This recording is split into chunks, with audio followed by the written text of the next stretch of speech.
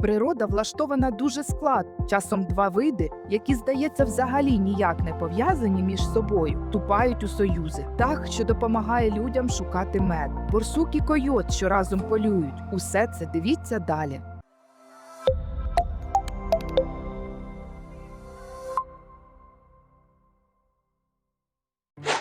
На 10-му місці койот і борсук.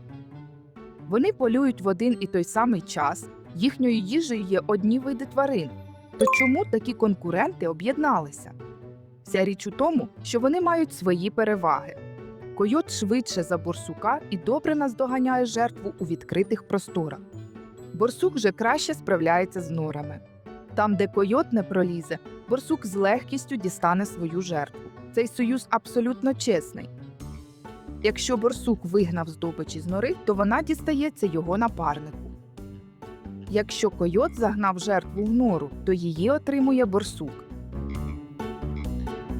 Їхній симбіоз збільшує кількість успішних полювань на 33%. Койоти навіть частіше полюють з борсуками, ніж зі своїми родичами. Взимку борсуки впадають у сплячку, тому на цей час койотам доводиться полювати на самоті. На 9-му місці людина і медовказчик. Не тільки дика природа взаємодіє між собою, такий симбіоз існує між людиною та птахом. Птах не дарма має таку назву. У деяких випадках він підкликає людину звуковими сигналами та приводить її до бджолиних вуликів. Аборигени навіть навчилися підкликати птаха спеціальними звуками, які збільшують шанс пошуку меду втричі. Як подяку, люди залишають цим птахам частину стільників.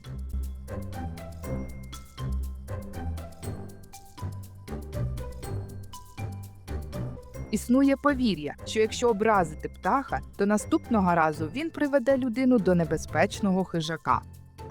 Ось такий от незвичайний помічник людей у пошуках меду. 8-ме місце посідає риба-клоун і актинія. Актинії мають отруту, яка захищає їх від хижаків. Однак рибі-клоуну це зовсім не заважає вигідно співіснувати з цим живим організмом. Вся річ у тім, що в їхньому шкірному слизі містяться компоненти, які захищають від атак актинії. Коли риба-клоун тільки знаходить актинію, вона повільно і невпевнено підпливає і торкається її щупальців. Цей процес займає кілька годин, і внаслідок нього вона синтезує речовини, що захищають її від отрути.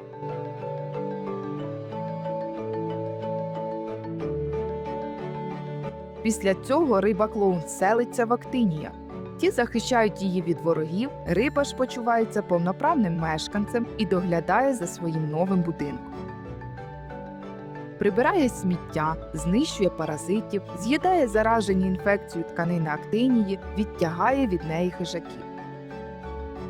Один із найбільш наочних і корисних симбіозів у світі природи.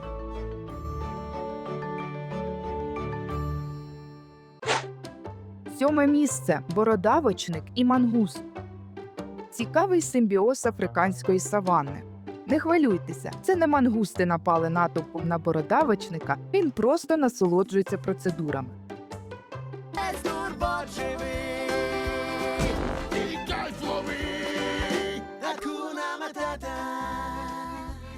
Мангусти харчуються комахами, які знаходяться на бородавочнику. Той їх не проганяє, адже ці комахи йому шкодять, а мангусти позбавляють його цих проблем. У результаті цього симбіозу мангусти отримують їжу, а бородавочник позбувається надокучливих паразитів. На 6-му місці – чорний тарантул і жаба. Побачивши величезного павука і маленьку жабу, може здатися, що це фото зроблене за секунду до трапези хижака. Однак все далеко не так. Ця річ у тім, що незважаючи на міць павука, його потомство є повністю беззахисним. Жаба захищає яйця тарантула від комах, які не проти поласувати легкою здобиччю. Павук же захищає жабу від її природних хижаків. Щоправда, іноді павук може забутися і з'їсти свого помічника. На 5-му місці попелиці та мурахи. Їхній симбіоз дуже схожий на взаємодію корови та людини. Попелиця виділяє медову росу, а мурахи їх пасуть і забезпечують багатьма зручностями. Якщо попелиця для мурах виділяє лише їжу, то ось мурахи стараються на славу, охороняють від хижаків, будують укриття, переносять їх на свіжіші рослини. Взимку вони навіть переміщують їх у свій мурашник, де дбають про них та їхнє потомство. Щоправда, для людей такий союз невигідний. Попелиця сильно псує врожай, а мурахи їм у цьому активно допомагають. 4 місце – бичок і рак-лускунчик. Вони є сусідами по норі та захищають одне одного від небезпек. Такі собі підводні співмешканці одного дому. Рачки викопують нори та надають бичкам своє житло для спільного проживання.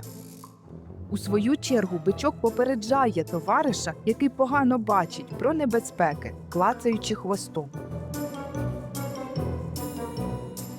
Під час виходу рака-лускунчика за їжею бичок проводжає його і тримає з ним безперервний контакт. Було помічено, що бичок може збирати їжу для рака і приносити її поруч із входом до їхньої нори. 3 місце – волоклює та травоїдні. Ці маленькі птахи та величезні травоїдні істоти не схожі одна на одну. Однак їхній симбіоз допомагає їм обом. Річ у тім, що багато травоїдних страждають від докучливих паразитів і комах. Через свою будову вони не можуть самостійно позбавити себе цієї проблеми. Тут і приходять на допомогу волоклюї. Вони сідають на великих тварин і починають свою трапезу.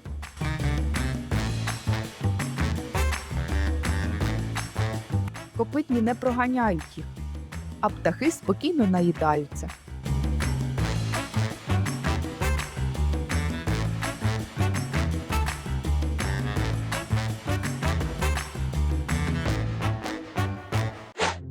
На 2-му місці – акула і риба-причепа. Попри величезну різницю в габаритах, ці два види справді допомагають один одному і мирно співіснують в океанських водах. Причепа використовує акул як засіб пересування. Чіпляючись до неї, вона схожа на морського пасажира. Але й на цьому її вигода не закінчується. Риба-причепа харчується залишками здобичі хижака. Платять вони за ці вигоди тим, що очищають хижака від паразитів, іноді пробираючись для цього навіть у рот.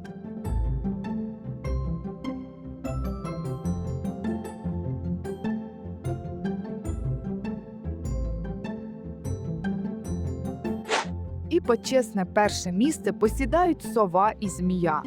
Незвичайний союз між птахом і плазуном. Може здатися, що у них немає нічого спільного. І змія може виявитися корисною сові тільки для їжі. Насправді це не так. Сова використовує змій як санітарів. Вона переносить їх у своє гніздо, де змії поїдають комах, які негативно позначаються на розвитку пташенят. Завдяки цьому пташенята рідше хворіють на інфекції, які передаються комахами. Змія ж отримує безкоштовне харчування і не шкодить пташенятам. Адже сова спеціально переносить маленьких, нешкідливих для неї та її потомства плазунів.